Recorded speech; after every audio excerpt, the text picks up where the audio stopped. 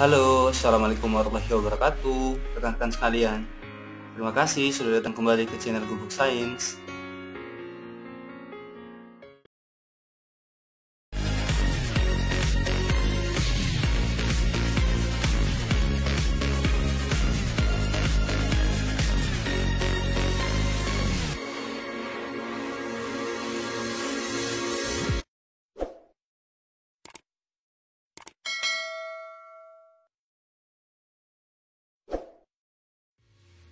Ya, baik. Sebelumnya saya mengucapkan terima kasih kepada rekan-rekan sekalian yang telah mensubscribe, like, dan share video-video yang ada di channel Gubuk Sains.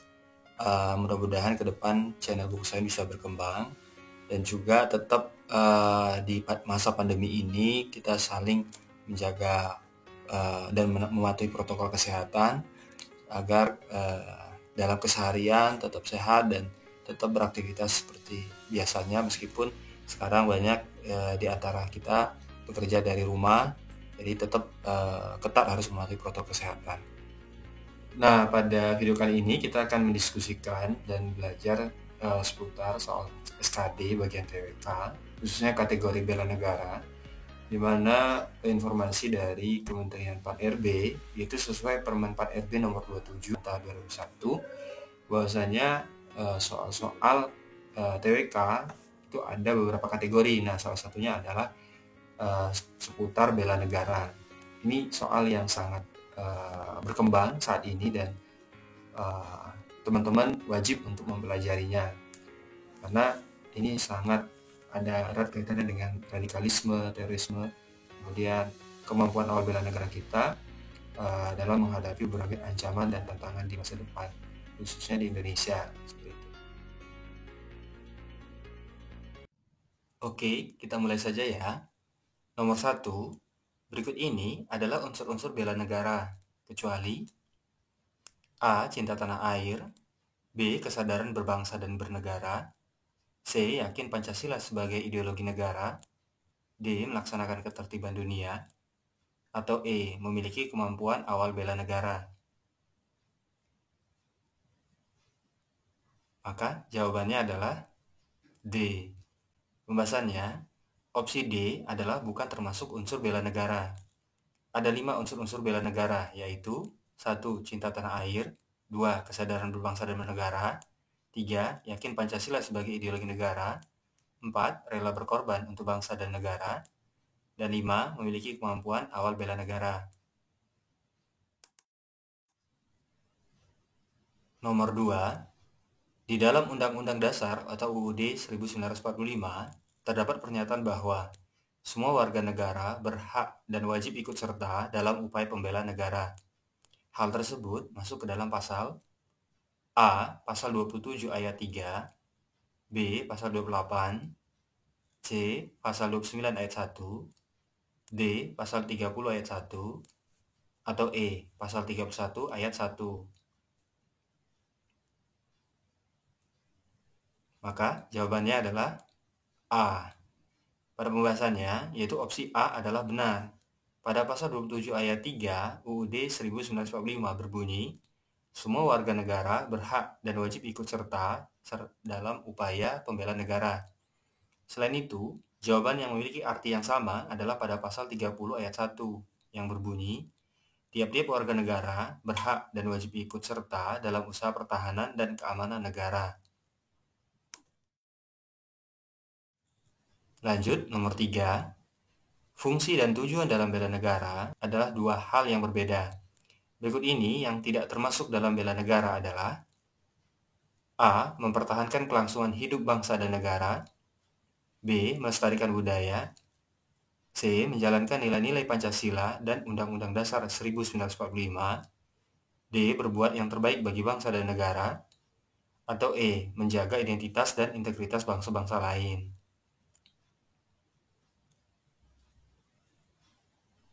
Maka jawabannya adalah E. Opsi E adalah bukan termasuk tujuan bela negara. Adapun tujuan bela negara yaitu 1. Mempertahankan kelangsungan hidup bangsa dan negara, 2. Melestarikan budaya, 3. Menjalankan nilai-nilai Pancasila dan Undang-Undang Dasar 1945, 4. Berbuat yang terbaik bagi bangsa dan negara. Dan 5. Menjaga identitas dan integritas bangsa dan negara. Nomor 4. Pada masa mempertahankan kemerdekaan Indonesia, Kota Bukit Tinggi berperan sebagai kota perjuangan dan ditunjuk sebagai ibu kota negara Indonesia setelah Yogyakarta jatuh ke tangan Belanda, atau dikenal dengan Pemerintahan Darurat Republik Indonesia atau PDRI, yang dibentuk pada tanggal 19 Desember 1948 di Bukit Tinggi, Sumatera Barat, oleh Syafruddin Prawira Negara.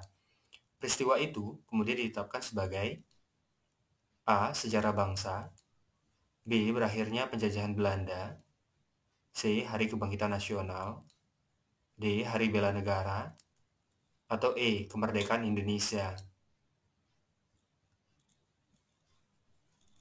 Maka jawabannya adalah D.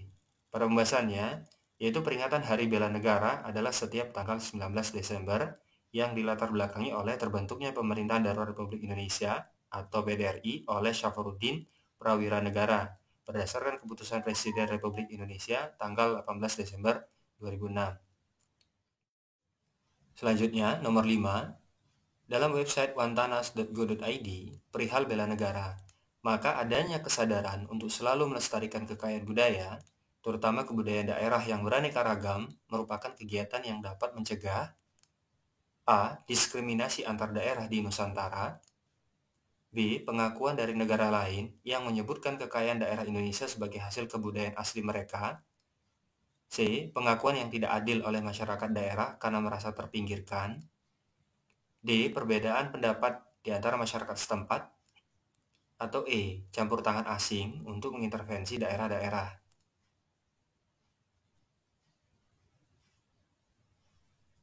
Maka jawabannya adalah B. Pada pembahasannya, kesadaran untuk melestarikan kekayaan budaya, terutama kebudayaan daerah yang beraneka ragam, dapat mencegah adanya pengakuan dari negara lain yang menyebutkan kekayaan daerah Indonesia sebagai hasil kebudayaan asli mereka. Kemudian nomor 6, suatu kelompok yang memiliki gagasan yang fundamental dan ekstrim, namun tidak ingin menggunakan kekerasan. Kelompok ini masih mengakui Negara Kesatuan Republik Indonesia atau NKRI, sehingga disebut dengan kelompok A. Radikal milisi, B. Radikal gagasan, C. Radikal separatis, D. Radikal premanisme, atau E. Radikal terorisme. Maka jawabannya adalah B. Kelompok radikal gagasan adalah kelompok yang memiliki gagasan radikal, namun tidak ingin menggunakan kekerasan dan masih mengakui NKRI. Berkebalikan dengan kelompok radikal milisi yang cenderung menggunakan kekerasan, menimbulkan rasa takut dan tidak mengakui NKRI. Nomor 7. Akhir-akhir ini terdapat bentuk kejahatan yang terjadi dan beroperasi di dunia maya di saat pandemi COVID-19, di mana pelakunya menggunakan komputer, jaringan komputer, dan internet yang menguasai teknik komputer, algoritma, pemrograman, sehingga mereka mampu menganalisa sebuah sistem dan mencari celah agar bisa masuk, merusak atau mencuri data. Bentuk kejahatan tersebut termasuk ke dalam golongan A. Proxy war, B. Hate speech, C. Fraud digital, D. Cybercrime, atau E. Cyber espionage. Maka jawabannya adalah D. Cybercrime atau kejahatan cyber merupakan bentuk kejahatan yang terjadi dan beroperasi di dunia maya dengan menggunakan komputer, jaringan komputer, dan internet. Pelakunya pada umumnya harus menguasai teknik komputer, algoritma, pemrograman, dan sebagainya, sehingga mereka mampu menganalisa sebuah sistem dan mencari celah agar bisa masuk, merusak, atau mencuri data, atau aktivitas kejahatan lainnya. Lanjut nomor 8. Perhatikan beberapa ruang lingkup nilai-nilai dasar bela negara berikut ini. 1. Cinta tanah air. 2. Kesadaran berbangsa dan bernegara. 3. Yakin akan Pancasila sebagai ideologi negara. 4. Rela berkorban untuk bangsa dan negara. 5. Memiliki kemampuan awal bela negara. Ketika Anda menjaga kesehatan jasmani dan rohani dengan berolahraga, menjaga pola makan, mengikuti protokol kesehatan di masa pandemik, dan berpikir positif, maka Anda telah menerapkan kemampuan bela negara yang tercantum dalam ruang lingkup nilai dasar bela negara bernomor A1, B2, C3, D4, atau E5.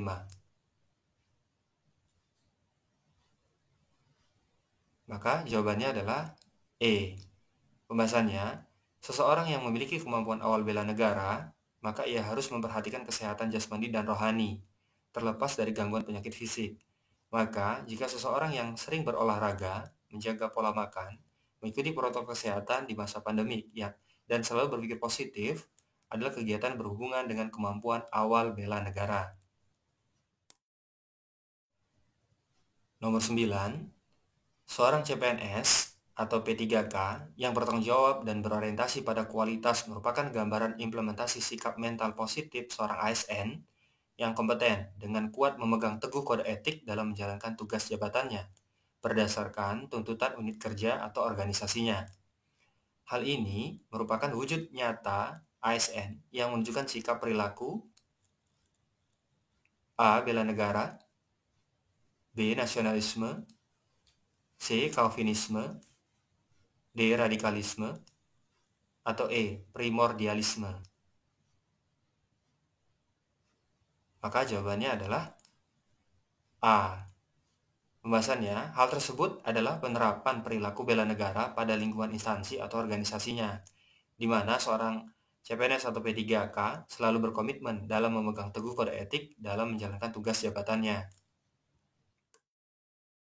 Oke, nomor terakhir, 10. Bagi seorang CPNS, PNS P3K dalam lingkup aparatur sipil negara atau ASN, diwajibkan mengikuti pelatihan kesiapsiagaan bela negara.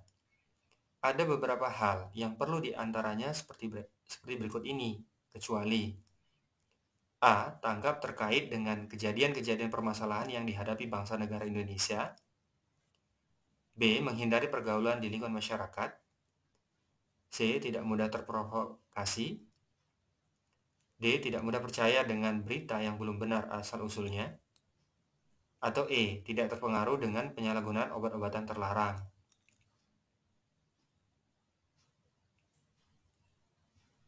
Maka jawabannya adalah B. Opsi B bukan pilihan yang sesuai. Untuk pelatihan kesiapsiagaan bela negara bagi ASN yang dapat dilakukan yaitu tanggap dan peduli dengan kejadian-kejadian permasalahan yang dihadapi bangsa negara Indonesia. Kemudian tidak mudah terprovokasi.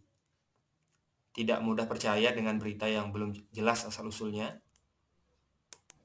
Tidak terpengaruh dengan penyalahgunaan obat-obatan terlarang. Dan mempersiapkan jasmani dan mental untuk turut bela negara. Nah, itu tadi 10 soal TWK bela negara. Pada teman-teman yang berhasil menjawab semua, saya ucapkan selamat. Bagi yang belum, bisa diputar kembali dan dipersiapkan dengan matang sebelum ujian SKD nanti. Jika video ini bermanfaat, silakan di-share, di-subscribe, dan di-like ya teman-teman. Ditunggu video part-part selanjutnya. Terima kasih. Sampai ketemu lagi.